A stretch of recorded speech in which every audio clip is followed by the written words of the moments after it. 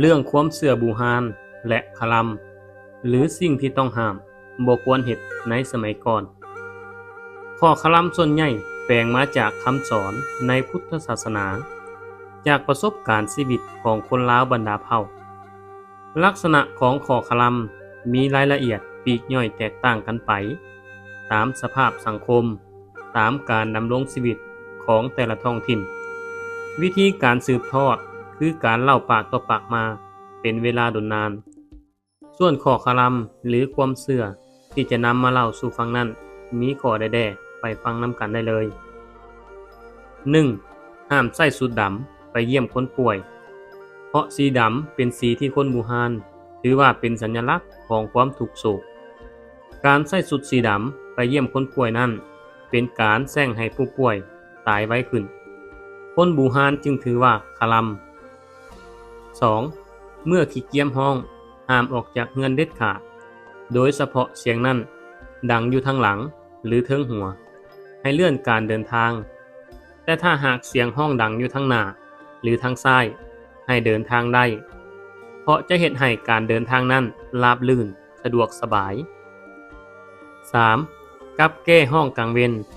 เชื่อว่าจะมีเหตุให้เพราะตามปกติแล้วกับแก้ที่อาศัยในเรือนจะห้องตอนกลางคืนถ้าห้องตอนกลางเว้นถือว่าเป็นลางบอกเหตุให้เนื่องจากบูฮานเชื่อกันว่ากับแก้คือวิญญาณของปู่ย่าตายายที่ตายไปแล้วอาศัยอยู่เฝ้าคุ้มครองลูกหลานให้พ้นจากอันตราย 4. ถ้านกขี่ใส่หัวเชื่อว่าจะโชคให้หากกำลังจะออกเดินทางแล้วถูกนกขี่ใส่หัวให้หยุดการเดินทางทันทีหรือเลื่อนกำหนดออกไปให้เป็นมื้อใหม่ 5. กลางคืนถ้าได้ยินเสียงคนห้องทักห้ามขานหับเด็ดขาดเพราะเชื่อว่าเป็นเสียงของวิญญาณอาจจะมาหลอกหลอนหรือเป็นการเชิญวิญญาณเข้าในเรือน 6. คนที่มีขี้แมงวันในแคมปากทั้งลุ่มให้ระวังปากน้ำเขาะเพราะเป็นคนเว้าบ่คิดและมักจะเป็นคนใจร้อนอารมณ์หุนแรงขาดเหตุผล 7. คนมีใบหูใหญ่มักร่ำรวยมีวาสนาคนใบหูหนาเป็นคนมีศีลธรรมคนใบหูบางเป็นคนโดดเดี่ยวบ่มีวาสนา 8. คนที่เว้าจาหลายเสียงในการสนทนาเป็นคนคบยากเชื่อใจยากเพราะหาความแน่นอนบ่ได้ 9. เด็กน้อยคนใดเกิดมาแล้วมีปานคนบูฮานเชื่อว่าได้เกิดมาแล้วชาติหนึ่งชาติที่แล้วถูกทาหมิ่นหมอหรือตำหนิเอาไว้ก่อนตายหากเป็นปานแดงแม่นถูกทาด้วยปูนแดงและหากเป็นปานดำหมายถึงถูกทาด้วยถ่าน 10. ห้ามปลูกต้นไม้ที่วัดปลูกมาแล้วเช่นไปเอาต้นไม้อยู่วัดมาปลูกอยู่เฮือนเพราะเชื่อกันว่าต้นไม้ที่ขึ้นตามวัดหรือนำไปปลูกอยู่วัดหากนำมาปลูกอยู่เฮือนจะเฮ็ดให้ครอบครัวตกอับ 11. ห้ามตัดผมในวันพุธเพราะเชื่อว่าการตัดผมวันพุธจะเฮ็ดให้เกิดอัปมงคลในชีวิตเพราะความเชื่อนี้เองห้ามตัดผมส่วนหลายมักจะปิดในวันพุธ 12. ถ้าตาขวาเขม่นหรือกระตุกเชื่อว่าจะมีเคราะห์โชคร้ายผิดหวังถ้าตาซ้ายกระตุกถือว่าโชคดีแต่ถ้าเป็นช่วงกลางคืนตาขวากระตุกจะบ่ดีจะมีเคราะห์มีเหตุร้ายเกิดขึ้นแต่ถ้าตาซ้ายกระตุกจะมีโชคลาภจากเพื่อนฝูง 13. หากสัตว์ป่าแล่นเข้าบ้านเชื่อกันว่าจะนำเอาความบ่ดีมาให้หมู่บ้านควรจุดธูปและเชิญออกจากบ้านไปพร้อมกับขอพรให้นำสิ่งดีๆเข้ามาให้ 14. ห้ามเผาศพในวันศุกร์เพราะคนบูฮานเชื่อว่าการเผาศพในวันศุกร์จะให้ทุกข์กับญาติพี่น้องเนื่องจากวันศุกร์เป็นวันแห่งความโชคลาภเหมาะกับงานมงคลหลายกว่า 15. ในขณะที่กำลังหวีผมหากหวีหักคาผมจะเกิดเรื่องบ่ดีตามมาให้นำหวีนั่นไปทิ่มเลยหรือเผาทิ่มได้ก็ยิ่งดีอย่าเก็บไว้ใส่อีก 16. ตอนกลางคืนถ้าได้กลิ่นธูปลอยมาคนบูฮานเชื่อว่าเป็นวิญญาณของญาติสนิทภายในครอบครัวมาหา 17. ถ้าเพิ่งเฮ็ดหังในเฮือนเชื่อว่าจะมีโชค อย่าไล่หรือทำให้เด็ดขาดเพราะอาจจะเห็นให้เกิดความหายนะเพราะเพิ่งเปลี่ยนแมงนำโชคที่ดุมัน 18. ก่อนออกจากเฮือนให้ตั้งสติและก้าวตีนขวาออกก่อนจะนำความโชคดีมาให้เพราะเชื่อว่าร่างกายมนุษย์เป็นพลังลบที่อ่อนแอกว่าด้านขวา 19. หากนั่งอ้อมวงกินข้าวกันอยู่และเกิดมือต่ำกันในขณะตักอาหารเชื่อกันว่าจะมีแขกมาเยี่ยมยาม20. ห้ามเคาะถ้วยข้าวหรือจานข้าวเด็ดขาดเพราะเชื่อว่าจะเป็นการเอิ้นวิญญาณพเนจรจะพากันมาญาติกินข้าวนำบางคนกินข้าวจะรู้สึกว่าบ่อิ่ม21. กลางคืนห้ามกวาดเฮือนหรือปัดเฮือนเพราะเชื่อว่าจะเป็นการกวาดเงินกวาดโชคลาภที่สะสมมาแต่เช้าออกไปหมดซึ่งอาจจะเป็นไปได้ว่าเมื่อก่อนบ่มีไฟฟ้าการปัดเฮือนตอนกลางคืนจึงบ่ปลอดภัย22. ห้ามปะเฮือนครัวให้เปื้อนเพราะเชื่อกันว่าจะเฮ็ดให้อับโชคขาดเงินทองขาดความโชคดีในครอบครัว23. วันศีลวันพระหรือวันเข้าพรรษาห้ามมีเพศสัมพันธ์เพราะถือเป็นวันบริสุทธิ์เป็นวันแห่งการรักษาศีลถ้าไผฝืนจะเฮ็ดให้ชีวิตเกิดเรื่องบ่ดีขึ้นเนื่องจากบ่เคารพฮีตของประเพณีวันสำคัญของคนทั่วไป24. การใส่แหวนนิ้วกลางเบื้องขวาคือเป็นการเสริมดวงการเงินและบารมีส่วนการใส่แหวนนิ้วนางหรือนิ้วก้อยคือเป็นการเสริมเสน่ห์และเสริมดวงความหัก25. ห้ามผู้หญิงถือพาลูกน้อยไปงานศพเพราะเชื่อว่าวิญญาณจะมาเข้าไปรบกวนลูกน้อยในท้องเฮ็ดให้เกิดอันตรายได้26. ห้ามนอนหันหัวไปทางตะเวนตกหรือนอนตันทางย่างหน้าประตูจะเฮ็ดให้ฝันร้ายตื่นขึ้นมาจะบ่สดชื่น27. ห้ามทักเด็กน้อยที่หาก็เกิดใหม่ว่าน่าหักตาแพงเพราะอาจจะเฮ็ดให้วิญญาณที่อิจฉามาเอาเด็กน้อยไปได้28. ห้ามตัดเล็บตอนกลางคืนเชื่อกันว่าวิญญาณของบรรพบุรุษจะอยู่บ่เป็นสุขเพราะสมัยก่อนตัดเล็บแม่นใช้มีดสนากหรือมีดตัดหมากจึงห้ามบ่ให้ตัดในเวลากลางคืนอาจเกิดอันตรายได้29. ห้ามผู้หญิงถือพาไปเบิ่งคนเกิดลูกจะเฮ็ดให้เกิดลูกยากเพราะถ้าผู้หญิงถือพาไปเบิ่งคนเกิดลูกแล้วเห็นภาพอาการเจ็บปวดจะเฮ็ดให้เกิดความย่านกลัวและเสียขวัญ30. ฝันว่างูมาหัดหรือเห็นงูเชื่อว่าคนโสดกำลังจะมีคู่มีคนหัก31. ฝันเห็นคนตายหรืองานศพเชื่อว่าจะมีโชคลาภในการเสี่ยงโชค32. ฝันว่าแขวหักโดยเฉพาะแขวทางเทิงเชื่อกันว่าจะสูญเสียญาติผู้ใหญ่ข้างฝ่ายบิดาถ้าแขวทั้งลุ่มหักเชื่อกันว่าจะเสียญาติผู้ใหญ่ทางมารดา33. ถ้าฝันในตอนเช้าทุกอย่างมักจะเป็นความจริงเพราะคนบูฮานเชื่อว่าเทวดามาโปรดทรัพย์ซึ่งเคยเป็นญาติมิตรเฮานั่นเองนี่ก็คือความเชื่อบูฮานหรือข้อห้ามในสมัยก่อนถึงแม้ว่าปัจจุบันโลกจะไปไกลส่ำใดแล้วก็ตามความเชื่อเหล่านี้ยังฝังแน่นกับสังคมลาวและอีสานตลอดมา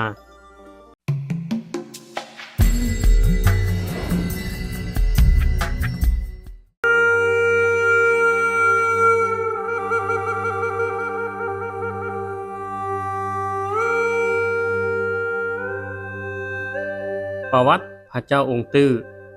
วัดองค์ตื้อมหาวิหารนครหลวงเวียงจันทน์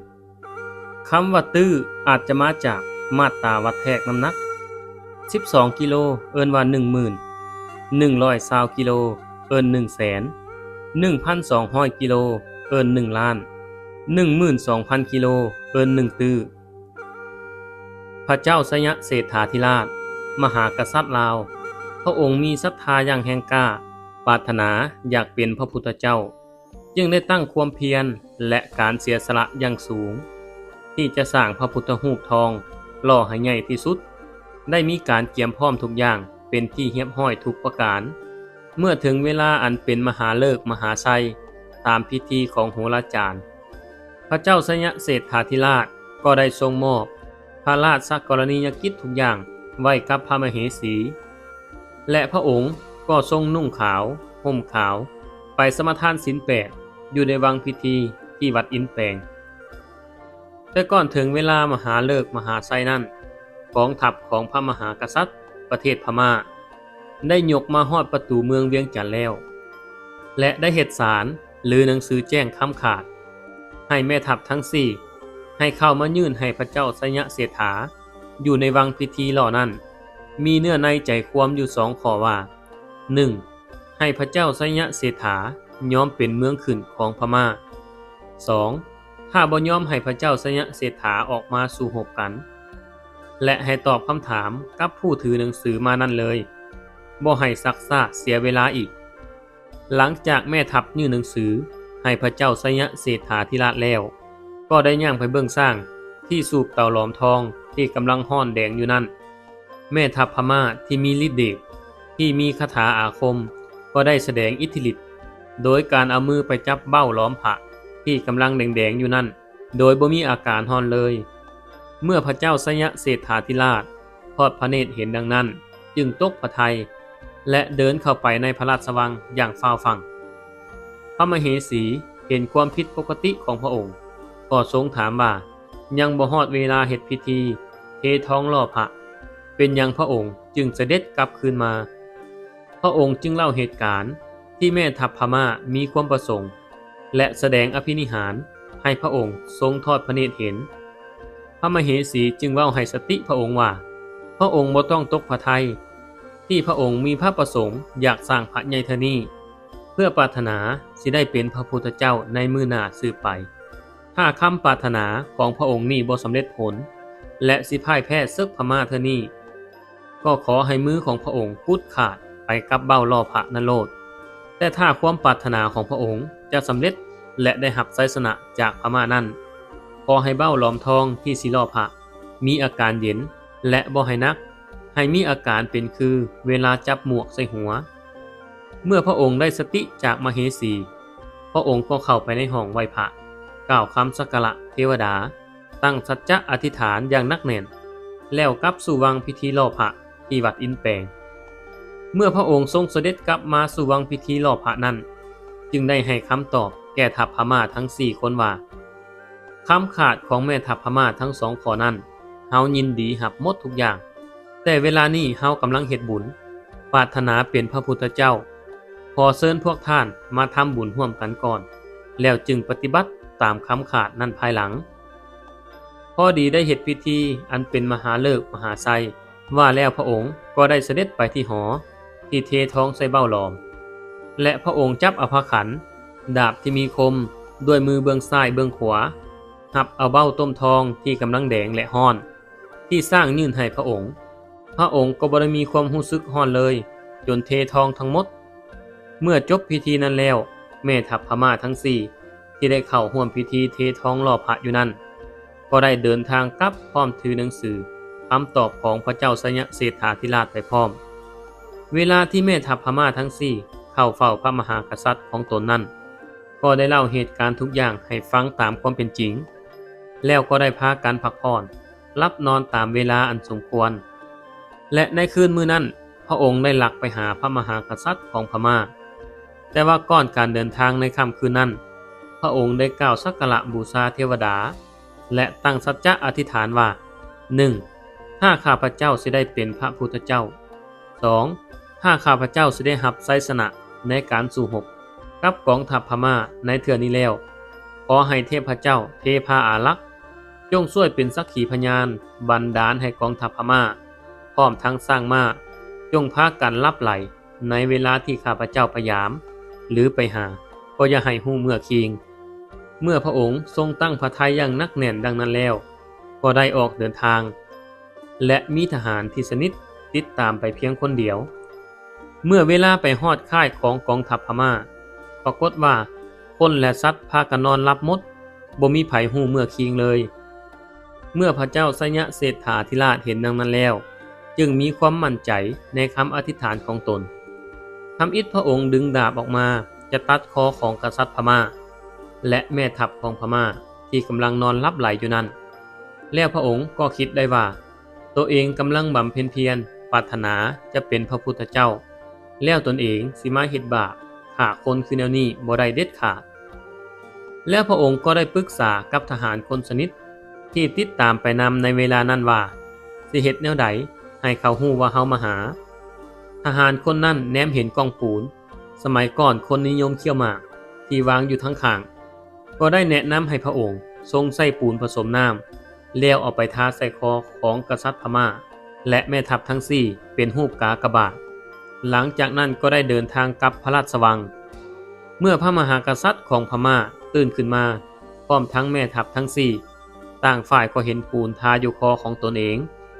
และทุกคนก็ได้ปฏิเสธว่าบ่ได้เฮ็ดจึงพากันสันนิษฐานว่า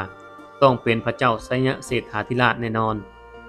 จึงได้มีการปรึกษาหารือเรื่องการเฮ็ดศึกกับพระเจ้าไสยเศรษฐาถ้าว่าต้องเฮ็ดศึกต้องปราศัยแน่นอนจึงเปลี่ยนแนวคิดจากศัตรูมาขอเป็นมิตรในขณะที่มหากษัตริย์ของพม่าและแม่ทัพทั้งสี่ได้ปรึกษาหารือกันอยู่นั่นทหารหับไส้ของพระเจ้าไสยเศรษฐาก็ได้เข้ามาบอกว่าเมื่อคืนนี้พระองค์มาหาพวกท่านแต่เห็นพวกท่านกำลังรับขั้นสิปลุกก็เป็นการรบกวนก็เลยเดินทางกลับไปบัดนี้ก็ตื่นขึ้นมาแล้วขอถือเป็นเกียรติเฮนเซินพระองค์ท่านไปสู่พระราชวังของลาวเฮาเพื่อปรึกษาเวียกบ้านการเมืองเมื่อพระมหากษัตริย์พม่าได้ยินดังนั้นแล้วก็รู้สึกดีใจจึงได้เกียมเครื่องบรรณาการของขวัญจำนวนหนึ่งพร้อมแม่ทัพทั้งสี่เดินทางเข้าไปพบพระเจ้าไสยเศรษฐาธิราชเวลามาฮอดก็ได้รับการต้อนรับอย่างสมพระเกียรติตามพระราชประเพณีทั้งสองพระองค์ก็ได้ให้คำมั่นสัญญาว่าสิมีความซื่อสัตย์ต่อกันถ้าฝ่ายใดฝ่ายหนึ่งหากขาดเขินสิ่งใดให้ห้องขอต่อกันและช่วยกันจนเต็มความสามารถการโอ้ล้มเจรจากันเท่านั้นสำเร็จลงด้วยการกินน้ำสาบานร่วมกันหลังจากนั้นพระมหากษัตริย์ของพม่าจึงได้ขอเฮียนวีซาทาปูนใส่คอนำพระองค์จึงได้เว้าให้ฟังว่าทาปูนใส่คอบ่แม่นวีซาอาคมอีหยังตั้งแต่ได้รับคำท้าจากแม่ทัพทั้งสี่แล้วตนได้รับคำเตือนสติจากมเหสีเพียงแต่เอาปูนไปทาไว้คอของพระองค์และแม่ทัพทั้งสี่เท่านั้นด้วยสำนึกบุญคุณของพระมเหสีพระมหากษัตริย์ของพม่าจึงขออนุญาตปัดแกะสลักรูปของอัครมเหสีท่อกับองค์แท้ของพระองค์ด้วยหินไว้เป็นอนุสรณ์และพระเจ้าไสยเศรษฐาธิราชก็ได้ขอแกะสลักพระอัครมเหสีของพม่าขึ้นอีกหนึ่งองค์ไว้เป็นคู่กันเพื่อเป็นสัญญาสำคัญของสัมพันธ์ไมตรี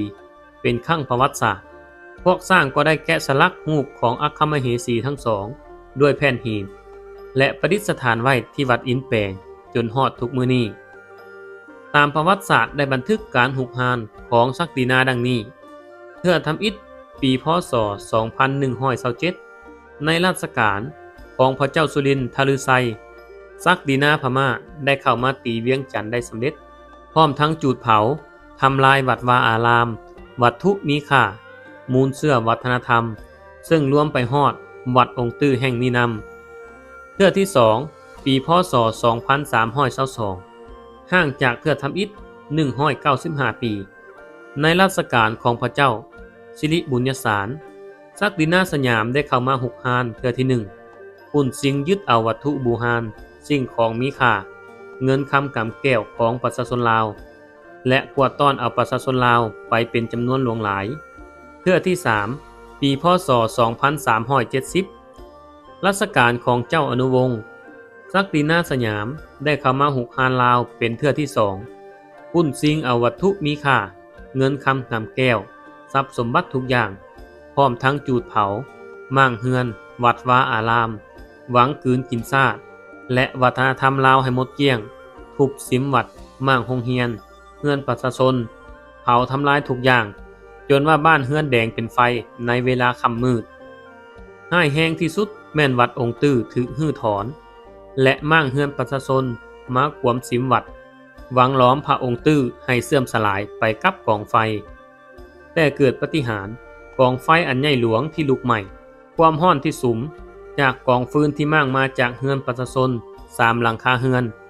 กองไฟสูงประมาณ30 เมตรบ่สามารถล้อมพระองค์ตื้อให้ละลาย หรือบ่เฮ็ดให้พระองค์ตื้อเสียหายเลยแม้นแต่น้อยเดียวคนจึงเล่ากันว่าเปลี่ยนได้แต่สีบารมียังคงอยู่เทื่อที่4ปีพศ2416โจรห่อได้เข้ามาปุ้นสะดมพุดค้นเอาวัตถุมีค่าอีกครั้งนี่ก็คือประวัติของพระเจ้าองค์ตื้อองค์ศักดิ์สิทธิ์แห่งเมืองลาวถ้าบ่อนใดขาดตกบกพร่องก็ขออภัยด้วย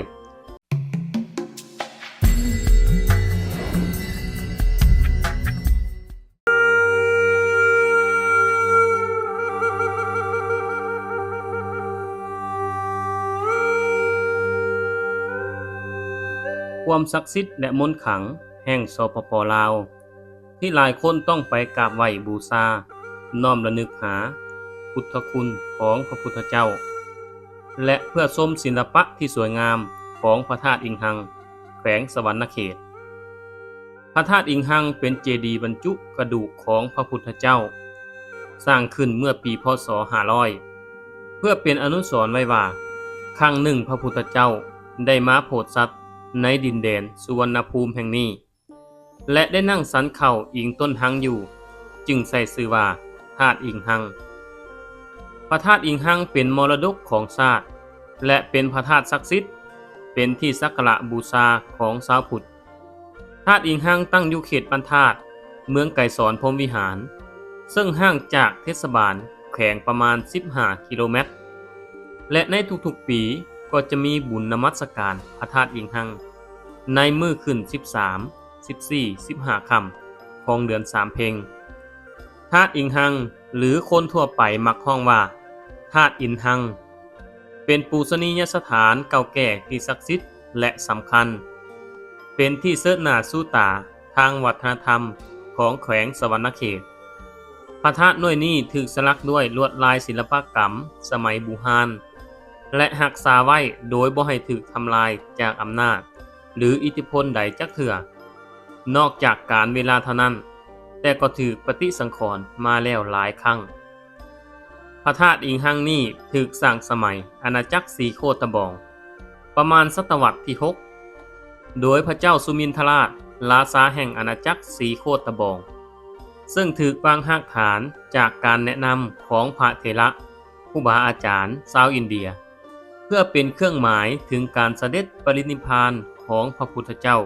ที่ป่าไมหังเมืองกุสินาราประเทศอินเดียเมื่อสร้างสำเร็จแล้วเพิ่นได้นำเอากระดูกพระพุทธเจ้ามาบรรจุไว้แต่หนังสืออุลังคธาตุกล่าวว่าสร้างขึ้นเพื่อเป็นเครื่องหมายสถานเป็นบ่อนนั่งของพระพุทธเจ้าพาเพิ่นมาเยี่ยมยามพญาศรีโคตบองแต่ความจริงคงจะมีจุดประสงค์เพื่อให้ประชาชนเห็นความสำคัญของพระธาตุองค์นี้ในระหว่างเขมรมีอำนาจพระธาตุน้อยนี้ถูกดัดแปลงให้เป็นเทวสถานของชาวฮินดูและได้เสริมสร้างต่อขึ้นไปตื่มซึ่งลวดลายตกแต่งออกมาในลักษณะของศาสนาฮินดูโดยเฉพาะเรื่องเมถุนสังวาสและอื่นๆจากนั้นพระธาตุอิงหังก็ตกอยู่ใต้อิทธิพลของผู้สืบราชการสมัยต่างๆตลอดมาในปีพ.ศ. 1892พญาฟ้างุ่มผู้ทอนโฮมแผ่นดินล้านสร้างได้ยกทัพมายึดเอาหัวเมืองต่างๆเรื่องของพระธาตุจึงถูกมอบหมายให้เจ้าเมืองที่ปกครองเป็นผู้บูรณะซ่อมแปลงรักษาพอมาฮอดสมัยสมเด็จโพธิสาราชพระเจ้าไสยเศรษฐาธิราชจึงปรากฏว่าเพิ่นได้มาขาบไหว้บูชานมัสการในเขตเมืองกระบองคือพระธาตุอิงหังและพระธาตุสีโคตบองเมื่อพระเจ้าไสยเศรษฐาธิราชสถาปนานครหลวงเวียงจันทน์ให้เป็นเมืองหลวงแล้วเพิ่นก็มีคำสั่งให้ดัดแปลงพระธาตุนี้กลับคืนเป็นเจดีย์ทางพุทธศาสนาสร้างยอดเจดีย์เป็นศิลปะแบบลาวบูฮานตั้งแต่นั้นมาหลังจากนั้นก็ยังมีการปฏิสังขรณ์เรื่อยๆแต่ก็ยังรักษารูปแบบสมัยของพระเจ้าไสยเศรษฐาธิราชเอาไว้แท่นของพระธาตุอิงหังมีรวงกว้างด้านละ9 เมตรรวงสูง25 เมตรตั้งอยู่บ้านธาตุอิงหังแยกออกทางสวรรค์เซโนอยู่หลักกิโลที่12และทางเข้าไป3 กิโลเมตรเมื่อปีพ.ศ. 2492 ประชาชนชาวเมืองได้ทำการซ่อมแปลงบูรณะครั้งใหญ่ให้กว้างขวางคือได้สร้างประตูโขงปลุกกรมเรียนและสร้างศาลาโฮงธรรมขึ้นเพื่อให้ผู้ที่มาท่องเที่ยวและออกตนญาติโยมผู้ที่มาแสวงบุญมานมัสการมากราบไหว้บูชาพระธาตุอิฐังได้สะดวกสบายยิ่งขึ้นในการบูรณะปฏิสังขรณ์พระธาตุอิฐังก็ได้เกิดมีสิ่งอัศจรรย์เกิดขึ้นได้มีการขุดเอาสิมังเก่าออกแล้วก็ได้พบเห็นวัตถุอันล้ำค่าอันเก่าแก่สมัยโบราณหลายสิ้นมีเงินหลาบ6สิ้นกระดิ่ง2อันโถทองสำริด1สิ้นกระโถน้อยทองสำริด2สิ้นไหดินเผา8หน่วยพระค่ายคือคำ5องค์พระเฮ็ดด้วยไม้6องค์พระพุทธรูปที่เฮ็ดด้วยทองสำริดและสิ้นส่วนที่สมบูรณ์และบ่สมบูรณ์28อย่างสมบูรณ์28องค์พระทองสำริด32องค์สมบูรณ์21องค์เศษกษัตริย์3สิ้นแส้งทองสำริด2หน่วยข้องทองสำริด1หน่วยแส้งน้อยเฮ็ดด้วยทองสำริด4หน่วยสิ้นส่วนไหที่แตก4หน่วยเศษสิ้นส่วนข้องน้อยและฝั่งลาด4สิ้นพร้อมนั้นยังมีไหอีก5หน่วยที่หัดแน่นด้วยดินยังบ่ทันได้สำรวจวัตถุดังกล่าวคาดว่า